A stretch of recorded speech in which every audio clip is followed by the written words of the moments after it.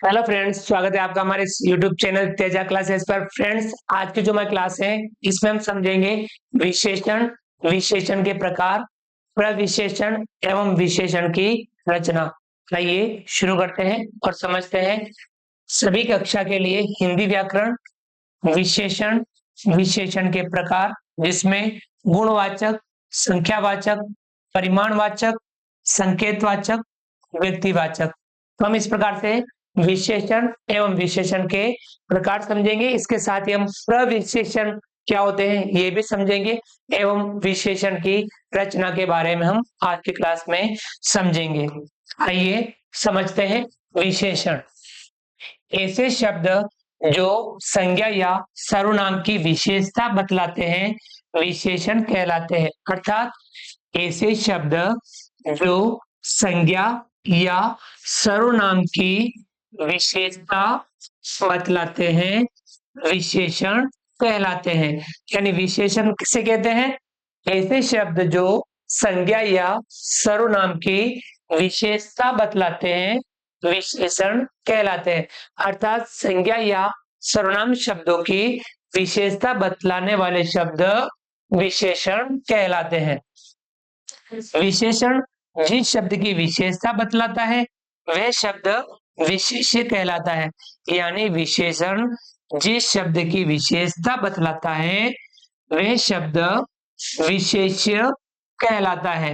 यानी विशेषण जिस शब्द की विशेषता बतलाता है वह शब्द विशेष्य कहलाता है। यानी विशेषण विशेष्य की विशेषता बतलाता है। जैसे नीला आकाश, छोटी पुस्तक एवं बला व्यक्ति में नीला, छोटी एवं बला शब्द विशेषण है तथा आकाश, पुस्तक एवं व्यक्ति विशेष्य है। यानी अब आप देखिए नीला आकाश, यहाँ पे नीला, छोटी पुस्तक तो यहाँ पे छोटी, बला व्यक्ति तो यहाँ पे बला। ये शब्द नीला, छोटी और बला ये क्या है? विशेषण है।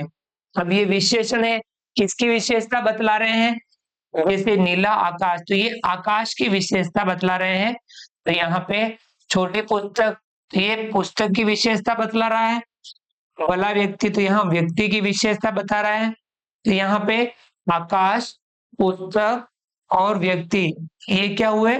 विशेष्य हुए। अर्थात विशेषण जिस शब्द की विशेषता बतलाता है वह शब्द विशेष्य कहलाता है। जैसे नीला आकाश, छोटी पुस्तक एवं बला व्यक्ति, इसमें नीला, छोटी एवं बला शब्द विशेषण है तथा आकाश, पुस्तक एवं व्यक्ति विशेष्य है। तो आपको विशेषण समझ में आ गया होगा। विशेषण ऐसे शब्द जो संज्ञा या सर्वनाम की विशेषता बतलाते हैं विशेषण कहलाते हैं। तो ये था विशेषण किसे कहते हैं। आइए हम समझते हैं विशेषण के प्रकार।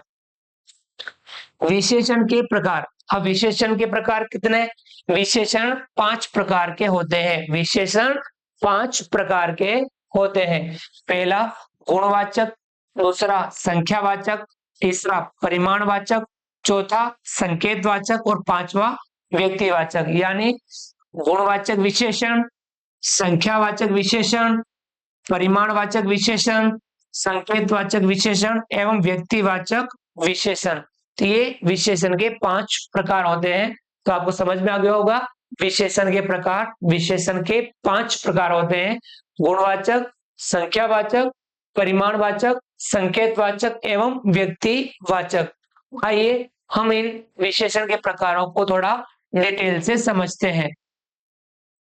पहला है गुणवाचक विशेषण।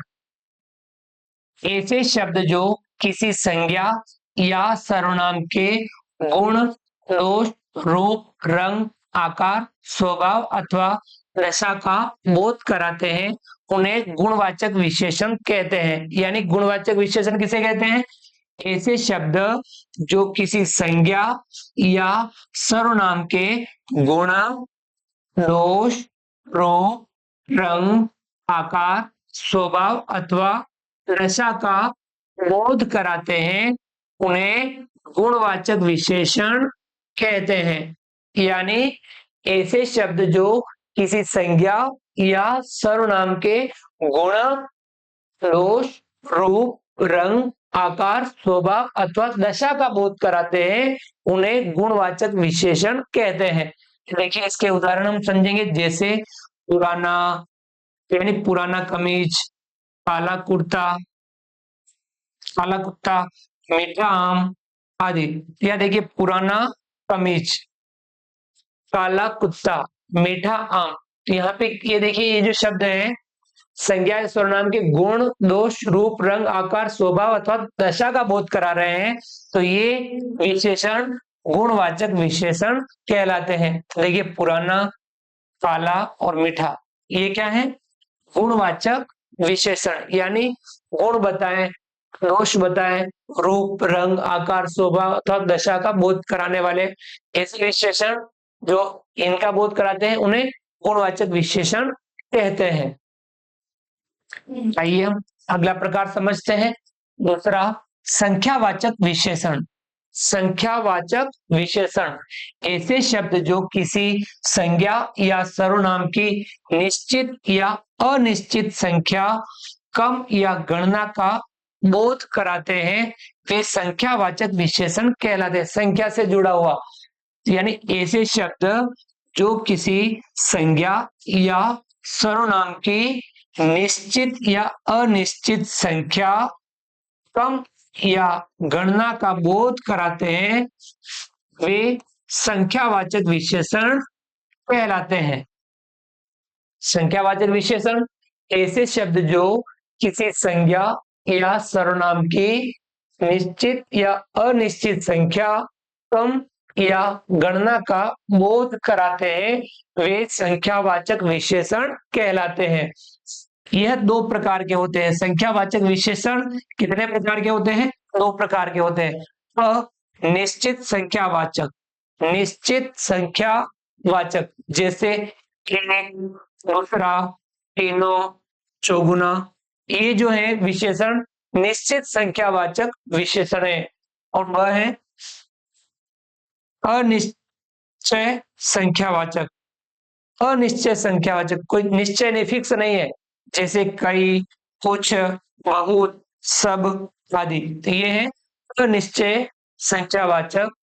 और इस प्रकार से हमने समझा संख्यावाचक विशेषण ऐसे शब्द जो किसी संज्ञा या सर्वनाम की निश्चित या अनिश्चित संख्या, कम या गणना का बोध कराते हैं, वे संख्यावाचक विशेषण कहलाते हैं। यानी संख्या का बोध कराएं। संख्यावाचक विशेषण दो प्रकार के होते हैं, निश्चित संख्यावाचक और अनिश्चय संख्यावाचक। तो आपको ये समझ में आ गया होगा। आइए हम अगला प्रकार समझते हैं।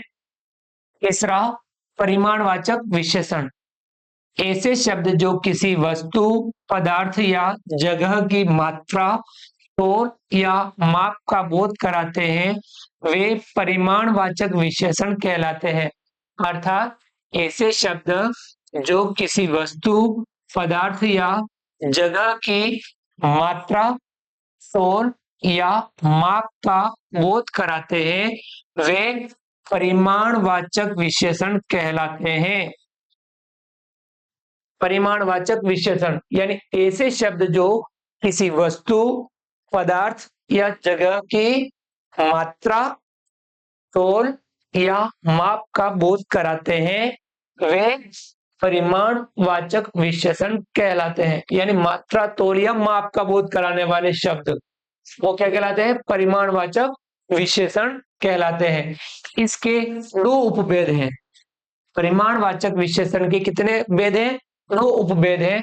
वह है निश्चित परिमाणवाचक, निश्चित परिमाणवाचक जैसे 2 लीटर, 5 किलो एवं 3 मीटर आदि। तो यहाँ देखिए निश्चित परिमाणवाचक विशेषण है, 2 लीटर, 5 किलो, 3 मीटर। और दूसरा है वह अनिश्चित परिमाणवाचक, अनिश्चित परिमाणवाचक जैसे थोड़ा, बहुत, कम, ज्यादा आदि। ये अनिश्चित परिमाणवाचक। इस प्रकार से हमने समझा परिमाणवाचक विशेषण यानी ऐसे शब्द जो किसी वस्तु, पदार्थ या जगह की मात्रा, तोल या माप का बोध कराते हैं, वे परिमाणवाचक विशेषण कहलाते हैं। और ये रूप भेद है इसके। पहला है निश्चित परिमाणवाचक और वह है अनिश्चित परिमाणवाचक। निश्चित परिमाणवाचक में 2 लीटर, 5 लीटर एवं 3 मीटर, 5 किलो यानी इसे निश्चित है। दूसरा है वह अनिश्चित परिमाणवाचक जिसमें थोड़ा, बहुत, कम, ज्यादा। ये इस प्रकार से दो इसके हमने उपभेद पढ़े। तो ये था परिमाणवाचक विशेषण। आइए हम अगला विशेषण समझते हैं। चौथा संकेतवाचक विशेषण। संकेतवाचक विशेषण ऐसे शब्द जो सर्वनाम है किंतु वाक्य में विशेषण के रूप में प्रयुक्त हो रहे हैं, अर्थात संज्ञा की विशेषता प्रकट कर रहे हैं, वे संकेतवाचक विशेषण कहलाते हैं। यानी ऐसे शब्द जो सर्वनाम है किंतु वाक्य में विशेषण के रूप में प्रयुक्त हो रहे हैं, अर्थात संज्ञा की विशेषता प्रकट कर रहे हैं, वे संकेतवाचक विशेषण कहलाते हैं। संकेतवाचक विशेषण संकेत कर रहे हो। देखिए ऐसे शब्द जो सर्वनाम है किंतु वाक्य में विशेषण के रूप में प्रयुक्त हो रहे हैं। सर्वनाम होते हुए भी वाक्य में किसके रूप में प्रयुक्त हो रहे हैं? विशेषण के रूप में प्रयुक्त हो रहे हो, अर्थात संज्ञा की विशेषता प्रकट कर रहे हो, वे संकेतवाचक विशेषण कहलाते हैं। क्योंकि मूल रूप में ये सर्वनाम है इसलिए ये विशेषण सार्वनामिक विशेषण भी कहलाते हैं। देखिए विशेषता बता रहे हैं, विशेषण हो गए, लेकिन ये मूल रूप से क्या है? सर्वनाम है, इसलिए ये विशेषण सार्वनामिक विशेषण भी कहलाते हैं। यानी संकेतवाचक विशेषण क्या कहलाते हैं? सार्वनामिक विशेषण भी कहलाते हैं, क्योंकि ये मूल रूप से क्या है? सर्वनाम, इसलिए इनको सार्वनामिक विशेषण भी कहते हैं। जैसे इस गेंद को मत फेंको, उस पुस्तक को पढ़ो, कोई सज्जन आए हैं। यहां इन वाक्यों में देखिए इस, उस और कोई, यहां उस कर दीजिए।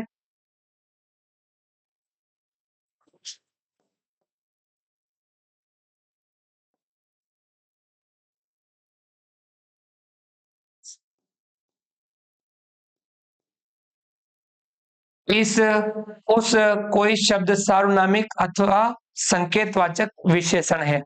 ये सार्वनामिक या संकेतवाचक विशेषण है। क्या क्या?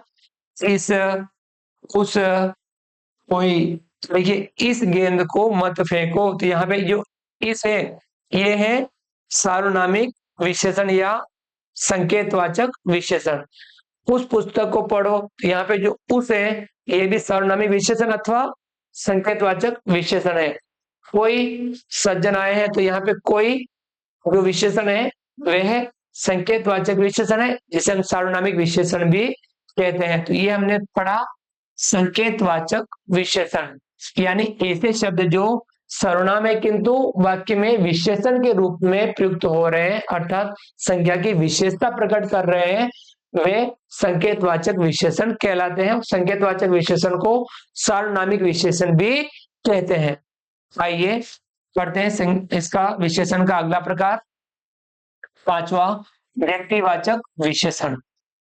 ऐसे शब्द जो मूल रूप से व्यक्तिवाचक संज्ञा है किंतु वाक्य में विशेषण का कार्य कर रहे हैं, उन्हें व्यक्तिवाचक विशेषण कहते हैं। अर्थात ऐसे शब्द जो मूल रूप से व्यक्तिवाचक संज्ञा है किंतु वाक्य में विशेषण का कार्य कर रहे हैं, उन्हें व्यक्तिवाचक विशेषण कहते हैं। व्यक्तिवाचक विशेषण अर्थात ऐसे शब्द जो मूल रूप से व्यक्तिवाचक संज्ञा है किंतु वाक्य में विशेषण का कार्य कर रहे हैं, उन्हें व्यक्तिवाचक विशेषण कहते हैं। मूल रूप से क्या है? व्यक्तिवाचक संज्ञा, लेकिन वाक्य में क्या वो कर रहे हैं? वाक्य में विशेषण का कार्य कर रहे हैं, इसलिए उनको व्यक्तिवाचक विशेषण कहते हैं। यद्यपि ये स्वयं संज्ञा शब्द है किंतु वाक्य में अन्य संज्ञा शब्द की ही विशेषता बता रहे हैं। तो ये क्या हो गए, स्वयं संज्ञा शब्द होते हुए वाक्य में अन्य संज्ञा शब्द की विशेषता बता रहे हैं, इसलिए इन्हें व्यक्तिवाचक विशेषण कहते हैं। जैसे बनारसी साड़ी, कश्मीरी सेब, बीकानेरी भुजिया आदि। तो यहाँ इनमें बनारसी, कश्मीरी एवं बीकानेरी ऐसे ही संज्ञा शब्द हैं जो यहाँ विशेषण के रूप में प्रयुक्त हुए हैं। यहाँ देखिए बनारसी साड़ी, तो बनारसी भी एक तरह से संज्ञा शब्द है, किंतु यहाँ ये साड़ी की विशेषता बता रहा है, इसलिए ये बनारसी जो शब्द हुआ ये व्यक्तिवाचक विशेषण है। ऐसे ही कश्मीरी सेब, यहाँ पे जो कश्मीरी है ये भी संज्ञा शब्द है, किंतु यहाँ ये सेब की विशेषता बता रहा है, इसलिए यहाँ ये जो कश्मीरी शब्द है वह व्यक्तिवाचक विशेषण है।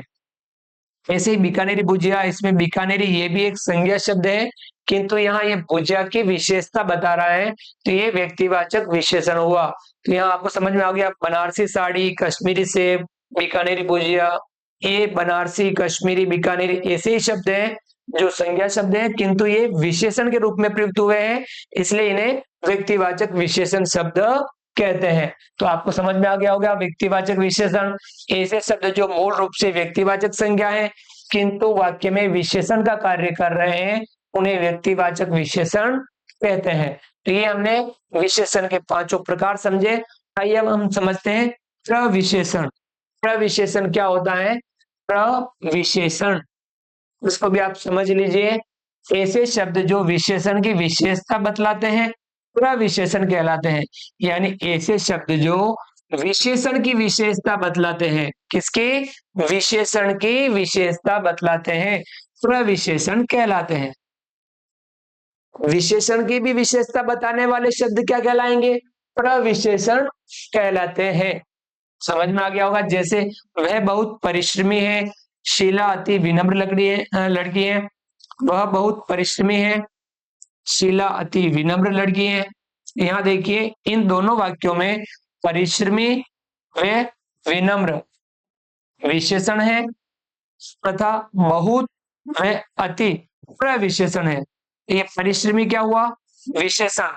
और विशेषण की भी विशेषता कौन बता रहा है? ये बहुत, बहुत परिश्रमी विशेषण है, लेकिन बहुत इसकी विशेषता बता रहा है, बहुत परिश्रमी।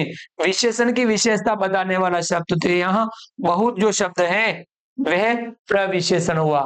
ऐसे शीला अति विनम्र लड़की है, तो यहाँ पे विनम्र विशेषण है, किंतु यहाँ इसके आगे अति जो शब्द है वे विनम्र की भी विशेषता बता रहा है। अति विनम्र यानी विशेषण की भी विशेषता बता रहा है, तो ये अति जो शब्द हुआ ये हुआ प्रविशेषण। तो यहाँ इन दोनों वाक्यों में परिश्रमी व विनम्र विशेषण है तथा बहुत व अति प्रविशेषण है। तो प्रविशेषण आपको समझ में आ गया होगा। विशेषण की भी विशेषता बताने वाले शब्द प्रविशेषण कहलाते हैं, अर्थात ऐसे शब्द जो विशेषण की विशेषता बतलाते हैं प्रविशेषण कहलाते हैं। तो ये हमने विशेषण के प्रकार और इसके साथ में हमने प्रविशेषण समझा। अब हम समझते हैं विशेषण की रचना। विशेषण की रचना के बारे में हम थोड़ा पढ़ लेते हैं। विशेषण की रचना, कुछ शब्द मूल रूप में विशेषण ही होते हैं, किंतु कुछ संज्ञा, सर्वनाम, क्रिया या अव्यय शब्दों के साथ प्रत्यय जोड़कर विशेषण बनाए जाते हैं। यानी कुछ शब्द तो मूल रूप से विशेषण ही होते हैं, किंतु कुछ संज्ञा, सर्वनाम, क्रिया या अव्यय शब्दों के साथ प्रत्यय जोड़कर, क्या जोड़कर? प्रत्यय जोड़कर विशेषण बनाए जाते हैं। जैसे अब देखिए बहुत सारे शब्द तो ऐसे डायरेक्ट विशेषण होते हैं, लेकिन कुछ संज्ञा, सर्वनाम, क्रिया, अव्यय इन शब्दों के साथ प्रत्यय जोड़ करके विशेषण बनाए जाते हैं। देखिए पहला है इसमें संज्ञा से विशेषण। अब संज्ञा से विशेषण कैसे बनाएंगे? तो यहाँ संज्ञा शब्द है, उसमें प्रत्यय जोड़ेंगे तो बन जाएगा विशेषण। तो देखिए किस संज्ञा में क्या प्रत्यय जोड़ने से कौन सा विशेषण बन रहा है, पढ़ लेते हैं। रंग, रंग के साथ इन प्रत्यय जुड़ रहा है तो बन जाएगा रंगीन, ये विशेषण बन गया। रंग संज्ञा शब्द है, इसमें इन प्रत्यय लगा तो बन गया रंगीन, तो ये बन गया विशेषण। ऐसे ही राष्ट्र प्लस ईय, राष्ट्र में ई जोड़ने से बन जाएगा राष्ट्रीय। स्वर्ण स्वर्ण में इम बनेगा स्वर्णिम। बनारस, इसमें ई जोड़ने पर बनेगा बनारसी। जयपुर में इया जोड़ने से बनेगा जयपुरिया। यानी संज्ञा शब्दों के साथ प्रत्यय जोड़ करके विशेषण बनाए जाते हैं। ऐसे ही हम अगला पढ़ते हैं। दूसरा, सर्वनाम से विशेषण। अब सर्वनाम से विशेषण, मैं प्लस एरा तो बन जाएगा मेरा। तुम प्लस हारा तुम्हारा।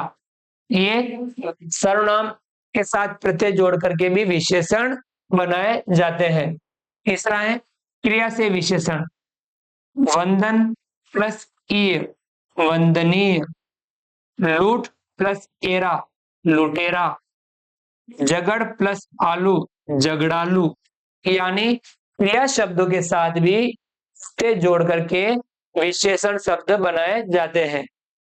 तो ये हमने पढ़ा और समझते हैं हम। चौथा, अव्यय से विशेषण। अव्यय से भी विशेषण बनाते हैं। बाहर प्लस ई बाहरी। पीछे प्लस ला पिछला। यानी अव्यय शब्दों के साथ भी प्रत्यय जोड़ करके विशेषण बनाए जाते हैं, विशेषण की रचना की जाती है। तो फ्रेंड्स, हमने इस प्रकार से आज की क्लास में क्या समझा? विशेषण, विशेषण की परिभाषा, विशेषण के प्रकार और विशेषण के साथ साथ हमने प्रविशेषण और विशेषण की रचना ये भी हमने सीखा। तो इनको एक बार पुनः देख लेते हैं। विशेषण यानी ऐसे शब्द जो संज्ञा सर्वनाम की विशेषता बतलाते हैं, विशेषण कहलाते हैं। विशेषण जिस शब्द की विशेषता बताते हैं वह शब्द विशेषी कहलाता है। विशेषण के प्रकार 5 प्रकार: गुणवाचक विशेषण, संख्यावाचक विशेषण, परिमाणवाचक विशेषण, संकेतवाचक विशेषण, व्यक्तिवाचक विशेषण। इसके साथ गुणवाचक विशेषण, संख्यावाचक विशेषण, परिमाणवाचक विशेषण, संकेतवाचक विशेषण, व्यक्तिवाचक विशेषण और प्रविशेषण, ऐसे शब्द जो विशेषण की विशेषता बतलाते हैं प्रविशेषण कहलाते हैं। विशेषण की रचना: संज्ञा से विशेषण, सर्वनाम से विशेषण, क्रिया से विशेषण, अव्यय से विशेषण। हमने इस प्रकार से आज की क्लास में विशेषण, विशेषण के प्रकार इनको अच्छे से समझा। इसके साथ साथ हमने प्रविशेषण एवं विशेषण की रचना इसके बारे में भी हमने आज की क्लास में सीखा। तो फ्रेंड्स, आपको ये हमारी आज की क्लास पसंद आई होगी। उम्मीद करता हूं आपको हमारा ये वीडियो पसंद आया होगा। वीडियो को लाइक कीजिए। चैनल पर नए हैं और अभी तक चैनल को सब्सक्राइब नहीं किया हो तो नीचे दिए गए सब्सक्राइब बटन को दबा करके हमारे यूट्यूब चैनल तेजा क्लासेस को सब्सक्राइब कीजिए। बेल आइकन ऑल नोटिफिकेशन के लिए दबाइए ताकि आप तक हमारा लेटेस्ट वीडियो सबसे पहले पहुंच पाए। आप अधिक से अधिक साथियों, मित्रों, विद्यार्थियों तक वीडियो शेयर जरूर कीजिए और कमेंट्स बॉक्स में कमेंट्स करके बताइए कि आपको हमारा वीडियो कैसा लगा। तो फ्रेंड्स, मिलते हैं अगली क्लास में नए वीडियो, नए कंटेंट के साथ में। तब तक के लिए थैंक यू, धन्यवाद, जय हिंद, जय भारत। आपका दिन शुभ रहे। Thank you.